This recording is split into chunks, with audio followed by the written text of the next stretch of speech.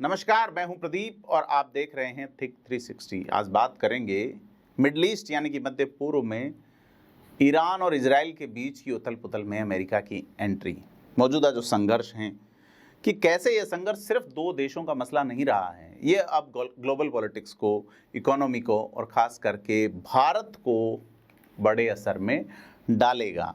America की entry हो चुकी है इस युद्ध में, ईरान पे हमले किए अमेरिका ने और कहा है कि ईरान की परमाणु क्षमता जो है वो दुनिया के लिए एक अस्तित्व का संकट है, क्योंकि इजराइल के प्रधानमंत्री जो बिन्यामिन नेतन्याहू है, उनका बड़ा मकसद कहा जा रहा है कि ईरान जो है वहाँ सत्ता परिवर्तन होना चाहिए और ईरानी लोगों से उन्होंने आह्वान किया कि वे जालिम और दमनकारी शासन से आज़ादी पाने के लिए एकजुट हों।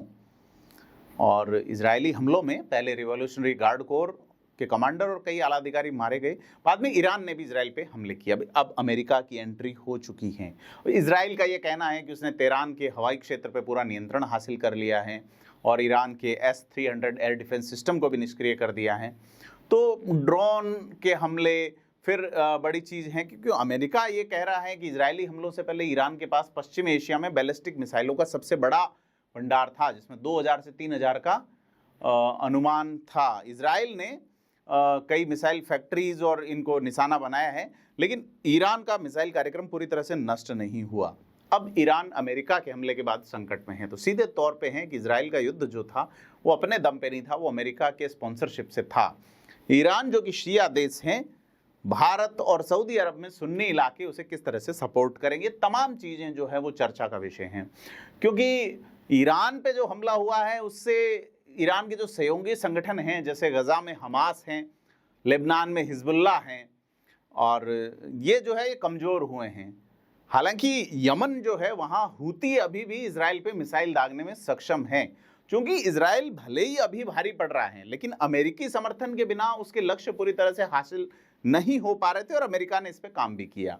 क्योंकि अमेरिका ने ईरान के सुप्रीम लीडर को निशाना बनाने की इजराइल की योजना को वीटो कर दिया है, और फोर्दो जहां इलाका है वहां के भूमिगत परमाणु ठिकाने हैं, उसको निशाना बनाने के लिए बंकर बस्टर बम दिए नहीं, खुद दागे हैं। तो बड़ी चीज़ है, क्योंकि हम ग्लोबल पॉलिटिक्स की बात कर रहे हैं तो अमेरिका और चीन की भूमिका पे बात करनी बनती है, क्योंकि अमेरिका इजराइल का खुला समर्थन कर रहा है और अमेरिकी प्रेसिडेंट डोनाल्ड ट्रंप ने हमेशा के लिए युद्ध का अंत की बात की और ईरानियों को कहा तेहरान खाली कर दो। अमेरिका के 70,000 सैनिक गल्फ में मौजूद हैं, जिनके पास एक्स्ट्रा टेरिटोरियल राइट्स हैं, और इजराइल के पास अरबों डॉलर की सैन्य सहायता, अत्याधुनिक हथियार जैसे लड़ाकू विमान, इंटरसेप्टर मिसाइलें और बंकर बस्टर बम मिलते रहे हैं। और आपको याद रखना चाहिए कि 1953 में अमेरिकी खुफिया एजेंसी CIA ने ही ईरान में तख्ता पलट करवाया था, और इसी तख्ता पलट ने 1979 की ईरानी क्रांति को जन्म दिया था और शाह का शासन खत्म हुआ। लेकिन इस संघर्ष में चीन एक महत्वपूर्ण खिलाड़ी के रूप में उभरा है, क्योंकि चीन ने इजरायली हमलों को रेड लाइन क्रॉस करना बताया है और ईरान की संप्रभुता के उल्लंघन की निंदा की है, खास करके परमाणु ठिकानों पे जो हमले हुए हैं उनको लेके। क्योंकि चीन ईरान के साथ मजबूत आर्थिक और रणनीतिक संबंध में है और वेस्ट के कई प्रतिबंध ईरान पे हैं। इसके बावजूद चीन ईरान के तेल का सबसे बड़ा खरीदार है, 80% के आसपास एक्सपोर्ट, और वह सस्ते दामों में खरीदता है चीन ईरान से और खुद महंगों पे बेचता है, अरबों डॉलर बचाता है। तो चीन ने बैलिस्टिक मिसाइल के पार्ट और ईंधन समेत अन्य टेक्निकल हेल्प भी ईरान को दी है। चीन कभी नहीं चाहेगा कि ईरान की मौजूदा सरकार का जो है वो पतन हो, क्योंकि ईरान मध्य एशिया और यूरोप तक उसकी महत्वाकांक्षी योजना जो है BRI, जिसका हम पहले जिक्र कर चुके हैं कि बेल्ट एंड रोड इनिशिएटिव जो है वो लैंड रूट के लिए सबसे इंपॉर्टेंट जगह है। हालांकि चीन की पश्चिम एशिया में मौजूदगी अमेरिका की तुलना में नई है और वह सीधे सैन्य झड़प में शामिल होने के बजाय सप्लाई लाइन के जरिए मदद करता है। और अब अगर देखें कि इस्लाम की बात करें कि इस्लामी सहयोग संगठन है IOC, जिसका गठन 1974 में पाकिस्तान में हुआ था। इजराइल के खिलाफ इस्लामिक देश जो है उनको एकजुट करने में नाकाम रहा है निश्चित तौर पे। आप देखिए 51 साल उस संगठन को, और एक छोटा सा देश इजराइल जो है उसके खिलाफ इस्लामिक देश एकजुट नहीं हो पाए।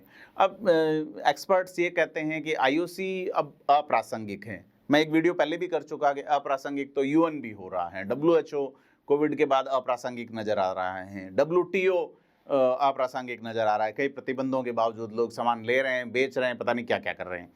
तो अब इस्लामिक देशों के बीच खुद के बीच खासे गहरे जो मतभेद हैं, उनके चलते लगता है कि IOC अब अप्रासंगिक हैं, इररिलेवेंट है। और ईरान और सऊदी अरब की जो प्रतिद्वंदिता, सुन्नी बनाम शिया, राजशाही बनाम इस्लामिक क्रांति, और बाकी अरब देश जो है जैसे मिस्र है, जॉर्डन है, संयुक्त अरब अमीरात, बहरीन है, सूडान है, और इसके अलावा मोरक्को भी, जिन्होंने इजराइल को मान्यता दे दी है। तो और तुर्की तो पहला देश था जिसने इजराइल को मान्यता दी थी 1949 में, आज से अप्रोक्सीमेट 76 साल पहले, 76-77 साल। तो यह है कि ईरान और इजराइल का मुद्दा अब इस्लामिक नहीं है, बल्कि एक रणनीतिक प्रतिस्पर्धा है, और इसे इस्लामी रंग देना उचित नहीं है, क्योंकि देशों के संबंध जैसे तुर्की और पाकिस्तान के जो ईरान से संबंध है वो धर्म के कारण नहीं है, वे शिया सुन्नी वाला सेटअप है। तो जो संघाई सहयोग संगठन है SCO, उसने 14 जून को इजरायली हमले की निंदा की, जिसमें चीन की बड़ी भूमिका है। हालांकि भारत ने इस बयान पे जो है वो हस्ताक्षर करने से इनकार किया। अब ये संघर्ष और बढ़ चुका है, अमेरिका एंट्री कर चुका है और हॉर्मुज स्ट्रेट को बंद करने का निर्णय भी आ चुका है। तो सीधे तौर पे यह एक बड़ा खतरा भारत के लिए है, क्योंकि तेल बाजार जो है उसका एक बड़ा खतरा है और दुनिया भर में तेल की कीमतों को प्रभावित करेगा। लेकिन भारत और रशिया के जिस तरह से रिलेशन है, भारत रशिया से जिस तरह से तेल खरीद रहा है, लफड़ा चीन के होगा, क्योंकि अरबों डॉलर का फायदा वो उठा रहा है। तो वैसे भारत और ईरान के बीच भाषा, संस्कृति, परंपरा के जो गहरे संबंध रहे हैं, 1950 में राजनयिक संबंध स्थापित हुए, लेकिन 1979 में इस्लामिक क्रांति के बाद कुछ पंगा हुआ, लेकिन 92 में भारत ने इजराइल के साथ राजनयिक संबंध स्थापित किए थे। तो भारत एक बहुध्रुवीय विश्व व्यवस्था का प्रबल समर्थक देश है, जहां भारत का यह मानना है कि किसी एक देश का प्रभुत्व नहीं होना चाहिए। लेकिन अगर ईरान कमजोर पड़ता है तो अमेरिका और मजबूत होगा और इस लक्ष्य पर असर पड़ेगा। और भारत ने इजरायली हमलों की निंदा नहीं की है, जो उसकी एक संतुलनवादी जो विदेश नीति है उसको स्पष्ट करता है। तो भारत का पारंपरिक रुख रहा है कि वह संघर्षों में किसी की निंदा नहीं करता, बल्कि समाधान पे जोर देता है। और भारत और ईरान के द्विपक्षीय व्यापार में बड़ी गिरावट आई है। अब भारत उनसे न तो तेल और न ही गैस खरीद रहा है। चाबार बंदरगाह में भी कोई बड़ा डेवलपमेंट नहीं है। इससे ईरान को स्पष्ट संदेश देना है कि भारत का ज़्यादा इंटरेस्ट नहीं है आप में। तो विशेषज्ञ मानते हैं कि भारत अब अमेरिका के साथ संबंधों को ज़्यादा अहमियत दे रहा है और उसकी विदेश नीति पर घरेलू राजनीति का प्रभाव भी दिख रहा है। और इजराइल भारत के लिए एक बड़ा डिफेंस पार्टनर है, अहम रक्षा साझेदार हैं। तो भारत के लिए ईरान रणनीतिक रूप से तो महत्वपूर्ण है, खास करके पाकिस्तान को बाईपास करके मध्य एशिया और अफगानिस्तान तक पहुंचने के लिए एक व्यापार का मार्ग है। हालांकि गल्फ का जो इलाका है वहाँ ईरान भारत के लिए एक बोझ बन जाता है, क्योंकि इस क्षेत्र के देश ईरान को पसंद नहीं करते। और भारत के कई छात्रों वाला जो मामला है कि वे फंसे हुए हैं, कई कश्मीर के बच्चे हैं जो MBBS कर रहे हैं या रिलीजियस लिटरेसी एजुकेशन के लिए वहाँ जा रहे हैं, क्योंकि ईरान में पढ़ाई जो है वो अन्य देशों के मुकाबले थोड़ी सस्ती है। और अगर हम मोटे मोटे तौर पे बात करें तो ईरान और इजराइल के बीच का जो मौजूदा संघर्ष है सिर्फ क्षेत्रीय नहीं है, बल्कि एक जटिल वैश्विक भू राजनीतिक उथल पुथल का हिस्सा है। अमेरिका और चीन जैसी महाशक्तियों की भूमिका, इस्लामिक देशों के आंतरिक मतभेद, वैश्विक संस्थाओं की प्रभावशीलता और कच्चे तेल बाजार पर पड़ने वाले असर, ये सभी पहलू इस संघर्ष को और भी जटिल बनाते हैं।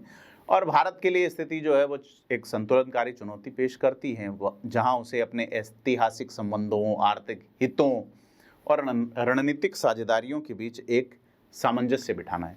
अब देखना यह है कि अमेरिका की एंट्री के बाद ये संघर्ष किस दिशा में जाएगा और इसके दूरगामी परिणाम होंगे क्या। आपको क्या लगता है, कमेंट करके बताएं। वीडियो को लाइक शेयर करें। मिलते हैं जल्दी एक नए वीडियो के साथ। धन्यवाद।